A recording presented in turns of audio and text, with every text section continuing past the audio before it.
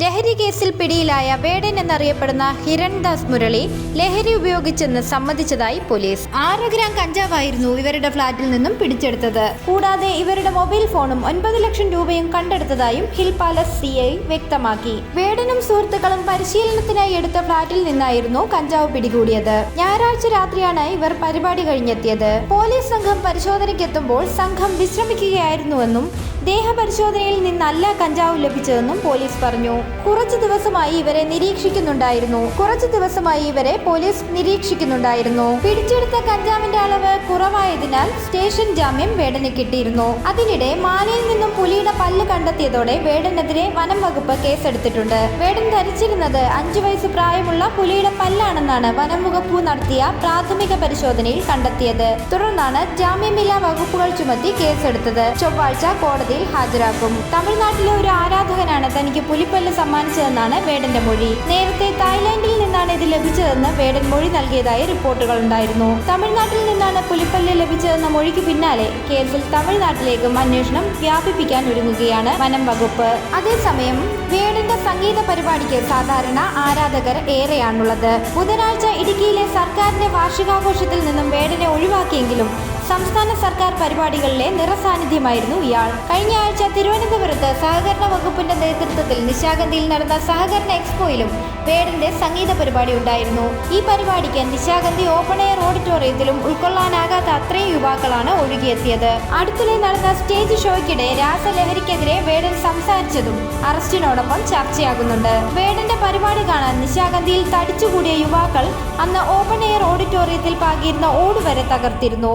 ഓടിനു മുകളിൽ കയറി പരിപാടി കാണാൻ ശ്രമിച്ചതാണ് ഇതിന് കാരണമായത്. വേദിയിലെ പല കസേരകളും തള്ളിക്കയറ്റത്തിൽ തകർന്നിരുന്നു. ഓടിനു മുകളിൽ കയറി നിന്നവരോട് മുകളിൽ നിന്നും ഇറങ്ങണമെന്ന് പരിപാടി നിർത്തിവെച്ചാണ് വേടൻ ആവശ്യപ്പെട്ടത്. നിശാഗന്ധി ഓഡിറ്റോറിയം മറയ്ക്കാൻ ഉപയോഗിച്ചിരുന്ന തകര ഷീറ്റുകൾ പൊളിക്കാനുള്ള ശ്രമവും വേടന്റെ ആരാധകർ നടത്തിയിരുന്നു. ഇതിനിടെ പലരും താഴെ വീണു. കുട്ടികളുടെ നിർബന്ധത്തിന് വഴങ്ങി വേടനെ കാണാൻ അവിടെ എത്തി പെട്ടുപോയ മുതിർന്നവരും ഉണ്ടായിരുന്നു. ഉൾക്കൊള്ളാവുന്നതിലും അധികം ആൾക്കാരെ ഓഡിറ്റോറിയത്തിലേക്ക് കയറ്റിയതിനും യാതൊരു മുന്നൊരുക്കം നടത്താത്തതിനും സർക്കാരും അന്ന് പഴികേറ്റിരുന്നു. മുൻപും വിവാദങ്ങളിൽ കുടുങ്ങിയിട്ടുണ്ട് ഹിരൺദാസ്. സ്വതന്ത്ര റാപ്പറായി ശ്രദ്ധ നേടി കുറഞ്ഞ കാലം കൊണ്ട് സിനിമയിലടക്കം സാന്നിധ്യം ഉറപ്പിച്ച വേടൻ പുതിയ കാലത്തെ സംഗീതാസ്വാദകരുടെ പ്രിയ താരമാണ്. വോയിസ് ഓഫ് വോയിസ്ലെസ് എന്ന മ്യൂസിക് വീഡിയോയിലൂടെ ശ്രദ്ധ നേടിയ വേടൻ അടുത്ത കാലത്തിറങ്ങിയ വിജയ ചിത്രങ്ങളിലെ ഗാനങ്ങളിലൂടെയും ശ്രദ്ധേയനാണ്. തൃശൂർ സ്വദേശിയാണ് വേടൻ. ഹിരൺദാസ് മുരളി എന്നാണ് യഥാർത്ഥ പേര്. 25-ാം വയസ്സിലാണ് വേടൻ തന്റെ ആദ്യ മ്യൂസിക് വീഡിയോ പുറത്തിറക്കുന്നത്. ആദ്യ വീഡിയോ തന്നെ സംഗീത പ്രേമികൾ ഏറ്റെടുത്തിരുന്നു. വേടന്റെ പാട്ടുകൾ പറയാൻ ശ്രമിക്കുന്ന രാഷ്ട്രീയത്തിന് വലിയ സ്വീകാര്യതയാണ് ലഭിച്ചത്. സ്കൂൾ വിദ്യാഭ്യാസത്തിന് ശേഷം നിർമ്മാണ മേഖലയിൽ ജോലി ചെയ്ത വേടൻ പിന്നീട്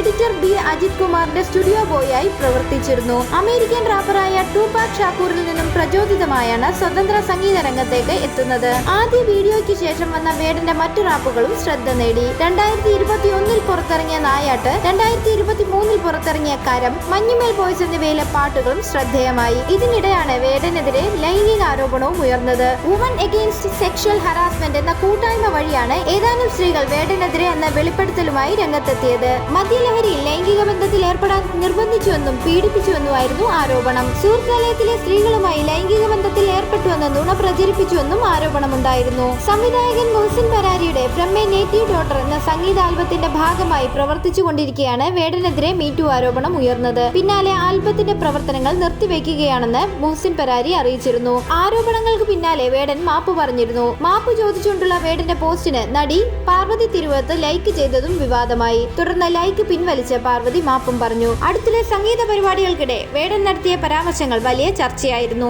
എമ്പുരാൻ വിവാദവുമായി ബന്ധപ്പെട്ട് സിനിമ ചെയ്തതിന് ED റെയ്ഡ് വരുന്ന കാലമാണിതെന്ന വേടന്റെ വാക്കുകൾ വൈറലായി. കാരണവന്മാർ മണ്ടത്തരം കാണിച്ച് നടക്കുകയാണെന്നും പുതുതലമുറയിൽ മാത്രമാണ് പ്രതീക്ഷയെന്നും വേടൻ അന്ന് പറഞ്ഞിരുന്നു. തൃശൂർ കഴിമ്പ്രം ബീച്ച് ഫെസ്റ്റിവലുമായി ബന്ധപ്പെട്ട പരിപാടിക്കിടെ സിന്തറ്റിക് ലഹരിക്കെതിരെ നടത്തിയ പരാമർശവും ചർച്ചയായി. ഞാൻ അനുഭവം കൊണ്ട് പറയുകയാണ് മക്കളെ, സിന്തറ്റിക് ഡ്രഗ് 10 പേർ അടിച്ചു കഴിഞ്ഞാൽ 2 പേർ ചത്തുപോകും. അത് ചെകുത്താനാണ്, അവനെ ഒഴിവാക്കുക. ദയവ് ചെയ്ത് പ്ലീസ്. എത്ര അമ്മയും അപ്പനുമാണ് എന്റെ അടുത്ത് വന്ന് കാലു പിടിക്കുന്നത്. മക്കളെ ഇതൊന്ന് പറഞ്ഞു മനസ്സിലാക്കുക എന്ന്. എനിക്കിത് പറയേണ്ട ആവശ്യമില്ല, പക്ഷേ ഞാൻ നിങ്ങളുടെ ചേട്ടനാണല്ലോ എന്നായിരുന്നു വേടന്റെ വാക്കുകൾ. അതേസമയം വേടനെ അനുകൂലിച്ച് ആദിവാസി സമൂഹത്തിൽ നിന്നുള്ള ആദ്യ സംവിധായിക ലീല സന്തോഷ് ഫേസ്ബുക്കിൽ കുറിപ്പിട്ടിരുന്നു. വേടന് ഈ പ്രതിസന്ധിയും അതിജീവിക്കാൻ കഴിയുമെന്നും വാക്കുകൾ കൊണ്ട് കേരളത്തെ കത്തിച്ച വേടനൊപ്പമാണെന്നും യുവജനത്തിന് ഒരു തീയായിരുന്നു വേടനെന്നും ഫേസ്ബുക്ക് കുറിപ്പിൽ ലീല സന്തോഷ് പറഞ്ഞു. നിഴലുകൾ നഷ്ടപ്പെട്ട ഗോത്രഭൂമി എന്ന ലീലയുടെ ഡോക്യുമെന്ററി ഏറെ ശ്രദ്ധിക്കപ്പെട്ടിരുന്നു. വയനാട്ടിലെ ആദിവാസി ജീവിതം പശ്ചാത്തലമാക്കി സംവിധാനം ചെയ്ത ഡോക്യുമെന്ററി ആയിരുന്നു ഇത്. പിന്നാലെ പൈകിഞ്ചന ചിരി എന്ന പേരിൽ ഒരു ചെറുചിത്രവും ലീല സന്തോഷ് സംവിധാനം ചെയ്തിരുന്നു. വിനായകനെ നായകനാക്കി കരിന്തണ്ടൻ എന്ന ചിത്രം ലീല പ്രഖ്യാപിച്ചിരുന്നു.